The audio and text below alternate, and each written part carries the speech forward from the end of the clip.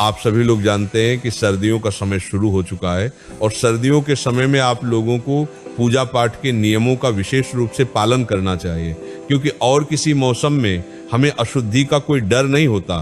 क्योंकि जब भी हम अशुद्ध होते हैं तो हम उस समय सीधा स्नान कर लेते हैं और शुद्ध हो जाते हैं, पर सर्दियों के समय ऐसा नहीं होता, क्योंकि सर्दियों के समय पानी बहुत ज्यादा ठंडा होता है और कोई भी अपने हाथ पैरों को गीले करने से बचता है। साथियों, इसी के साथ में सर्दियों में बाथरूम या शौच जाने के बाद हमको दिया बाती कैसे करना है, सर्दियों में ये प्रश्न लोगों के मन में आना शुरू हो जाता है कि हम लोगों को ऐसे कौन से नियम हैं जिनका पालन सर्दियों के मौसम में करना चाहिए, जिससे कि हम जो पूजा पाठ कर रहे हैं उसका हमें पूरा फल मिल सके और हमें कोई पाप भी ना लगे, क्योंकि भगवान के कार्य हमेशा शुद्धता के साथ में ही करने चाहिए। विशेष रूप से घर की माता बहनों के मन में शाम के समय ये प्रश्न आता है,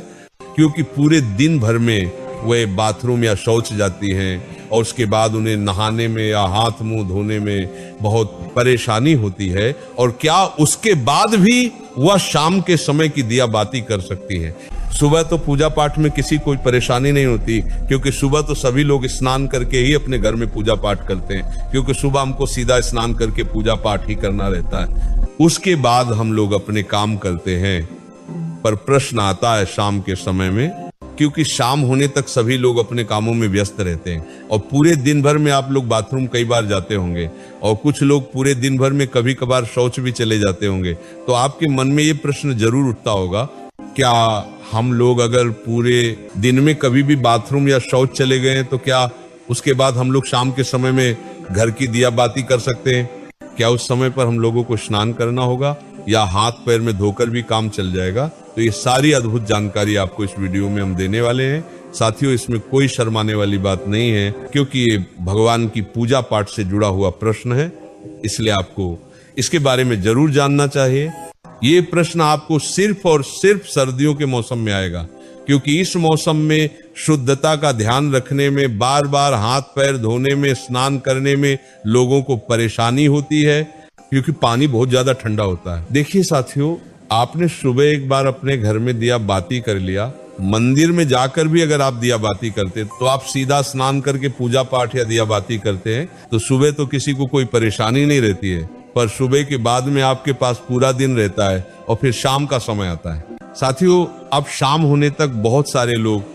पूरे दिन भर में बाथरूम जाते हैं, कुछ लोग शौच भी जाते हैं, तो यहाँ पर आपके मन में अशुद्धि आ जाती है,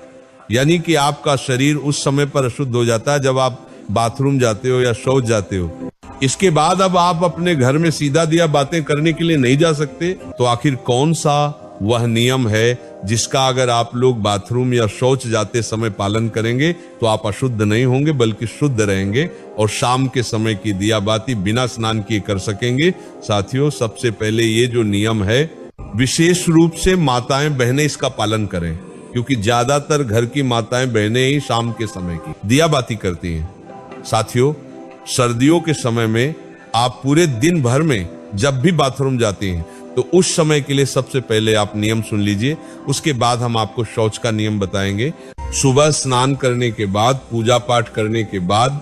आप पूरे दिन भर में जब भी बाथरूम जाती हैं तो आप लोगों को बाथरूम से आने के बाद मात्र 3 काम करने हैं। ये 3 काम करने के बाद आप शुद्ध रहेगी और शाम के समय की दिया बाती भी कर सकेंगे। सबसे पहले जब आप बाथरूम जाएं तो बाथरूम से लौटने के बाद आप सबसे पहले अपने हाथों को धोए, अपने पैरों को धोए, उसके बाद 3 बार कुल्ला करें। कुल्ला का मतलब है कि अपने मुंह में पानी लें, मुंह को थोड़ा साफ करें और पानी बाहर फेंक दें। ये प्रक्रिया आपको 3 बार करनी होती है, मतलब 3 बार कुल्ला करना रहता है। इसके बाद आखिरी में थोड़ा सा पानी अपने मुंह पर अगर आप लोग मार लेते हैं या एक हाथ गीला करके अपने मुंह पर फेर लेते हैं तो आप पूर्ण रूप से शुद्ध हो जाते हैं। साथियों, ये नियम सिर्फ माता बहनों के लिए नहीं बल्कि सभी लोगों के लिए है, चाहे आप बुजुर्ग हो, चाहे आप पुरुष हो, चाहे आप बच्चे हो। अगर आप बाथरूम से लौटने के बाद इस तरीके से ये 3 कार्य करते हैं तो आप पूर्ण रूप से शुद्ध हो जाते हैं। साथियों, अब आप लोग कहेंगे कि यहाँ पर भी तो हमें पानी का इस्तेमाल करना पड़ रहा है, पर यहाँ पर आपको कम पानी का इस्तेमाल करके हाथ मुंह धोना पड़ रहा है, अन्यथा फिर आपके पास स्नान करने का ही एक आखिरी तरीका बचता है। आप चाहे तो हाथ मुंह धोने के लिए गर्म पानी भी करके रख सकते हैं, इसमें कोई परेशानी नहीं है। पर बाथरूम से लौटने के बाद अगर आप ज्यादा कुछ ना भी कर पाए तो अपने हाथ पैर जरूर धोएं। साथियों, अब कुछ माताएं, बहनें या कुछ लोग ऐसे हैं जो सुबह अपने घर से बाहर ऑफिस ड्यूटी अपने काम पर जाते हैं, तो उनके मन में ये प्रश्न जरूर आएगा कि हम लोग बाहर रहकर इस नियम का पालन कैसे करें। तो साथियों, अगर आप लोग बाहर काम करने जाते हैं, ऑफिस या ड्यूटी जाते हैं, तो उस जगह पर आप इस नियम का पालन नहीं कर पाएंगे, क्योंकि उस समय पर आप पैरों में मोजे और जूते पहने होंगे या वहां पर आपको वैसा स्थान ना मिले कि आप अपने हाथ मुंह धो सके। तो इसीलिए बाहर रहकर ये सारे नियम संभव नहीं है। तो जितने भी लोग बाहर रहते हैं, पूरा दिन काम करते हैं और शाम को अपने घर पर लौटते हैं, उनके लिए एक अलग नियम है। साथियों, अगर आप सभी लोग शाम को अपने घर लौटकर अगर गर्म पानी से स्नान कर सकें तो बहुत अच्छी बात है। अन्यथा अगर आप ऐसा ना भी कर पाए तो आप लोग शाम के समय अपने घर पर आए तो आपने जो कपड़े पूरे दिन पहन कर रखे हुए थे उनको उतार कर अलग रख दे, और सबसे पहले आप ऑफिस या ड्यूटी से आकर अच्छे से गर्म पानी से, ये ठंडे पानी से हाथ मुंह जरूर धो लें, कुल्ला भी जरूर कर ले। उसके बाद आप अच्छे साफ सुथरे कपड़े पहन ले, फिर उसके बाद आप अपने घर की पूजा पाठ करें, कोई दिक्कत परेशान नहीं, और इसमें आप शुद्ध भी रहेंगे। पर साथियों, अगर आप पूरे दिन भर घर के बाहर रहते हैं और काम करते हैं तो आपको कोशिश करना है कि आप शाम के समय घर पर जब आए तो स्नान कर लें और फिर साफ कपड़े पहनकर अपने घर की दिया बाती करें। साथियों, अब बहुत सारे बुजुर्ग ऐसे होते हैं जो कि ठंड में अपने हाथ पैर के मोजे नहीं उतारते और वो लोग अपने घर की दिया बाती करें, तो उन लोगों को किस नियम का पालन करना चाहिए? साथियों, जितने भी बुजुर्ग जन हैं वो लोग बाथरूम जाते समय भले पूरे दिन मोजे न उतारे और सिर्फ हाथ धोकर कुल्ला करके बाहर आ जाए, पर जब आप शाम के समय अपने घर में दिया बाती करें या मंदिर जाएं तो उस समय आप वह पैर के मोजे उतार कर ही जाएं, और हो सके तो शाम के समय की दिया बाती से पहले आप हाथ पैर जरूर धो लें। आप चाहे तो गर्म पानी का इस्तेमाल कर सकते हैं। साथियों, अब हम लोग सीधा बात करते हैं कि अगर आप लोग पूरे दिन भर में कभी भी शौच चले जाते हैं तो उस जगह पर आप लोगों को क्या हाथ पैर धोना चाहिए या स्नान करना चाहिए? क्या आप लोग उस समय शुद्ध रहते हैं या अशुद्ध? साथियों, अब अगर आप लोग पूरे दिन भर में कभी भी अगर शौच चले जाते हैं तो आप पूर्ण रूप से अशुद्ध हो जाते हैं, और शौच के समय आपने जो भी कपड़े पहने रखे होते हैं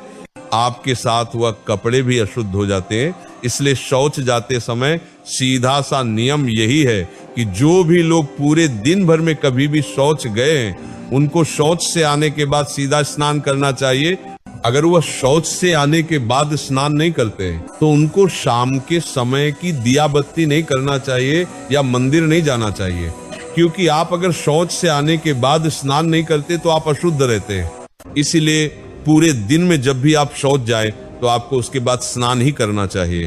तभी आप शुद्ध होते हैं। या अगर आप इतना ना कर पाए सर्दी होने के कारण, तो उस दिन आप अपने घर की दिया बाती ना करें या मंदिर ना जाए, उस दिन आप किसी और से अपने घर की दिया बाती करा ले।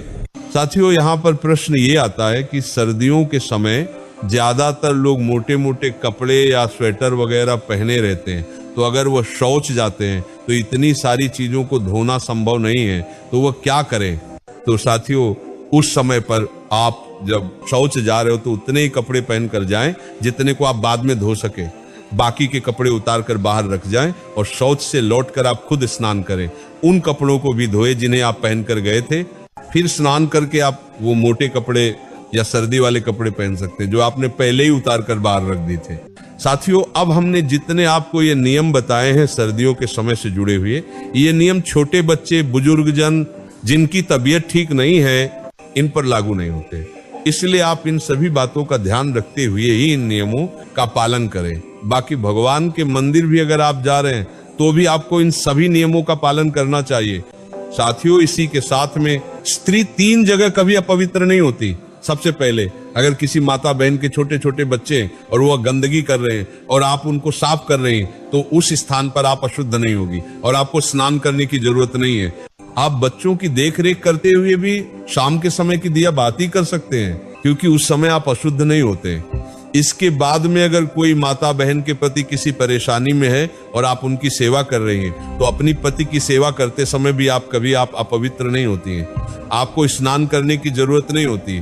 इसके बाद अगर कोई स्त्री अपने घर में बुजुर्ग सास ससुर की सेवा कर रही है, गंदगी साफ कर रही है, तो उस जगह पर भी वह स्त्री अपवित्र नहीं होती है। इन 3 स्थानों में अगर स्त्री या माता बहन किसी की भी सेवा कर रही है तो वह कभी अपवित्र नहीं मानी जाती हैं, और हाथ मुंह धोकर भी शाम के समय की दिया बाती कर सकती हैं, उनको स्नान करने की जरूरत नहीं है। इसके अलावा आपको जो हमने नियम बताए उन स्थानों पर आपको फिर स्नान करने की जरूरत होगी, उसके बाद ही आप शाम के समय की